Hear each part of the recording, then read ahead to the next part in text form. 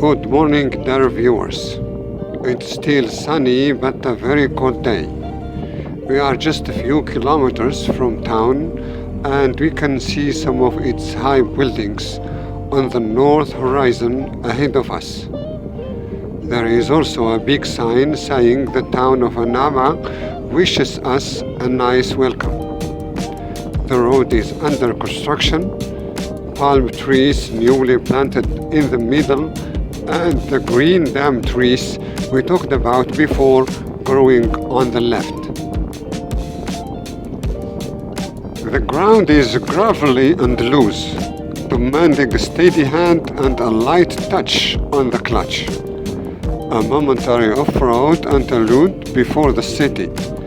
As I threaded through the orange cones, I felt a familiar quiet respect for these men, the architects of the flow smoothing the path from the desert to the heartland. Then the true gatekeeper to Naama approached, or appeared, a colossal, intricately decorated roundabout. It was not merely a traffic control point, it was a civic monument, an explosion of color and sculpture intended to welcome and impress.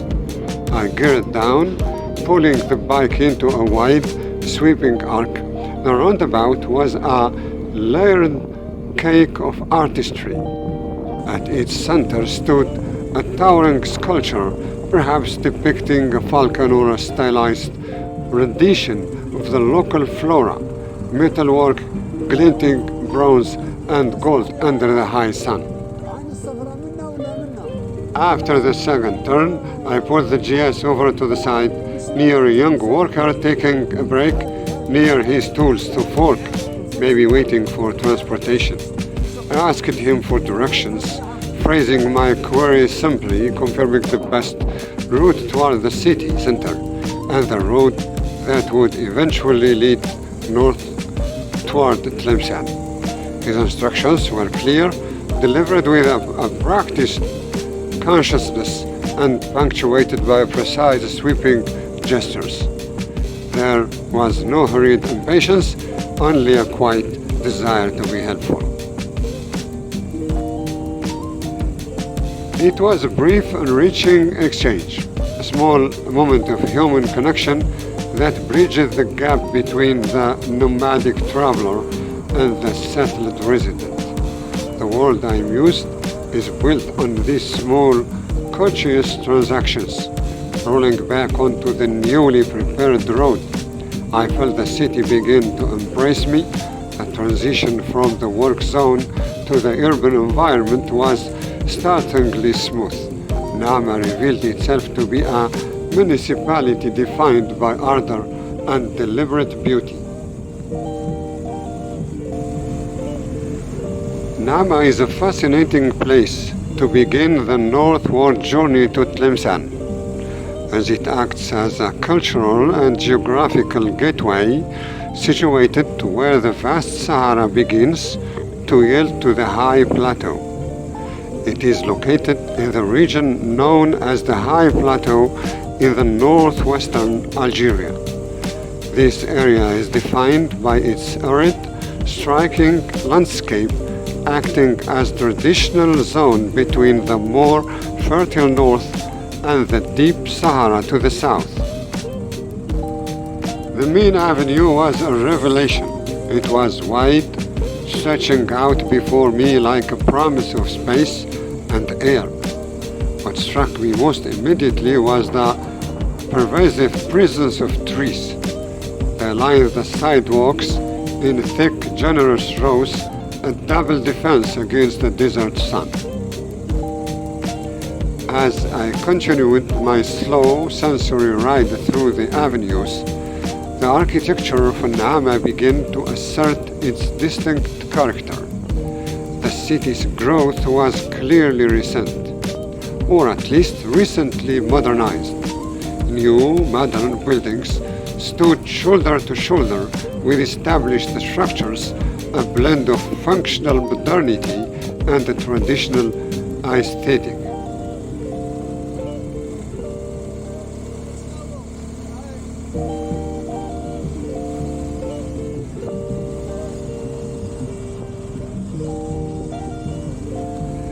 The pedestrians, too, moved within unhurried grace. People were polite, waiting their turn at crossings, moving purposefully but without collision. It spoke of a deeply ingrained respect for public space and for one another. Naama felt governed not by force but by a quiet social contract. This impression was reinforced by the sight of the city's police.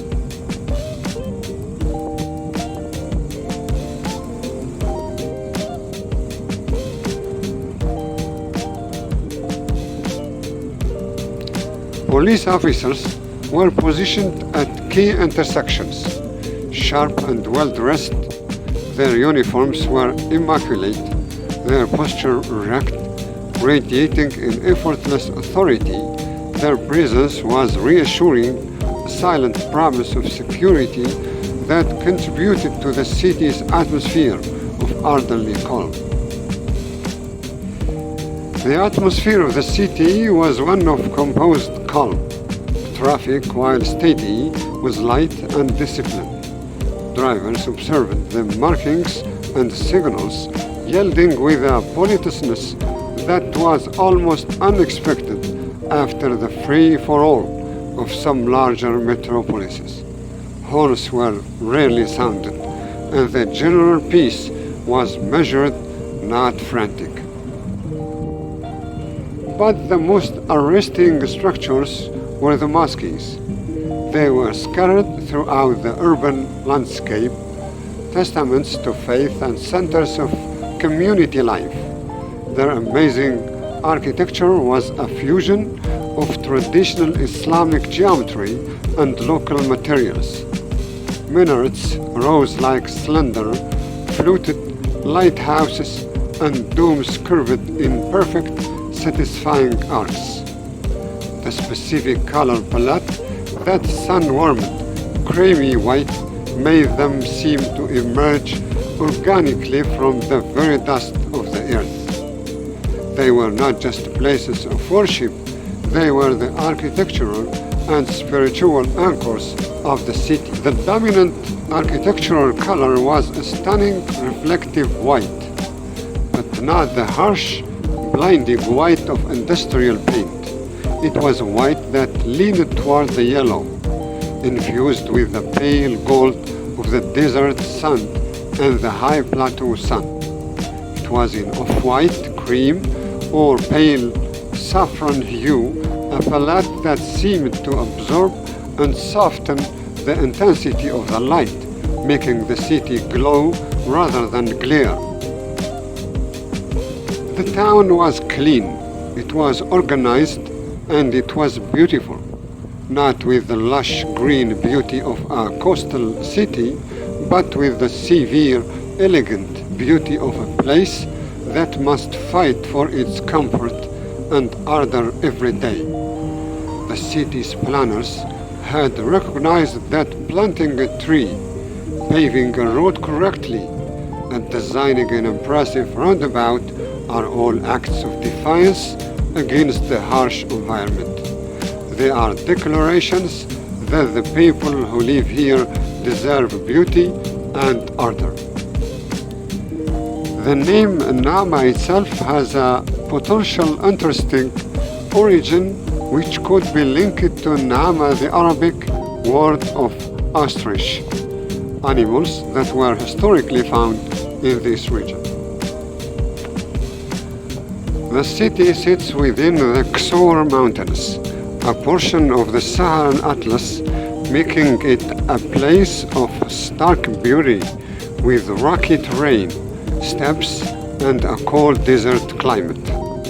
The contrast of the arid climate and the traditional life here is compelling. The province is famous for its historical Ksor fortified villages, which are magnificent examples of traditional desert architecture.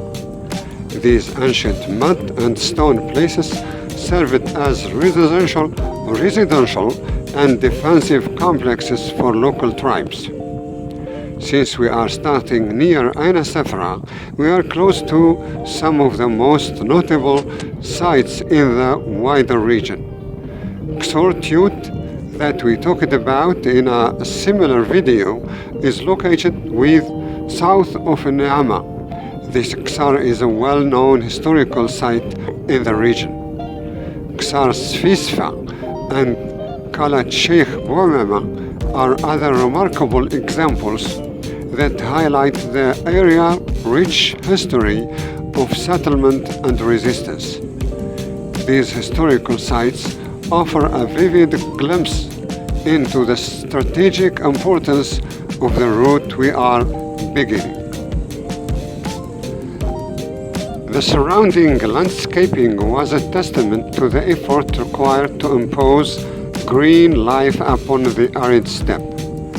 Meticulous arrangements of drought-resistant succulents, geometric beds of bright flowers, and polished local stone forming patterned walls.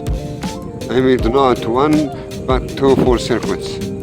The first was purely mechanical, allowing my eyes to adjust from the monotony of the open road to the complexity of urban design. The second was an act of pure appreciation, a traveler's salute to the effort of welcome. Each pass felt like a soft introduction, a gentle rotation into the rhythm of the city I was about to enter. The road was a dark, ribboning challenge, and this motorcycle ate up the kilometers with a deep, contented rumble, a loyal metallic beast traversing the ancient territory of stone and sky. It was the sudden, sharp scent of bitumen and freshly turned earth that first signaled the change.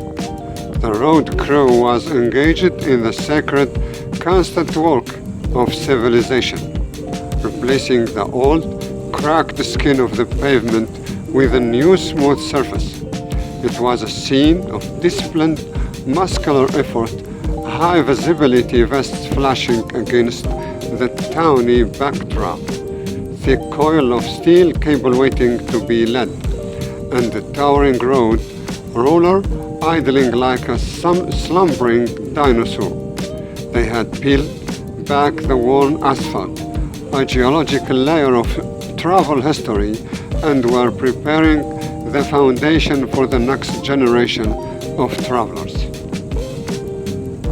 There were granite old trees, their roots visibly anchoring them to decades of history, their branches forming high, protective canopies, and interspersed among them were new plantings, slender and hopeful, meticulously staked and watered, evidence of a continuous commitment to urban greening. This wasn't a barren desert outpost, it was an oasis of civic pride. The Naama province is primarily an agricultural and pastoral area, with sheep farming being a major economic activity. We are passing through the heart of the Algerian steppe, a massive pastoral area that covers over 74% of the province. Traditional practices like transhumance, the seasonal movement of the livestock, are central to the local way of life and culture. Passing through this charming town was an amazing experience and a very positive energy to the soul and the mind. We find here all the positive ingredients for life that we might expect that this desertic zone may lack. I hope you enjoyed watching the video as I did. Leave it and watch it. Thanks for watching. Till the next video.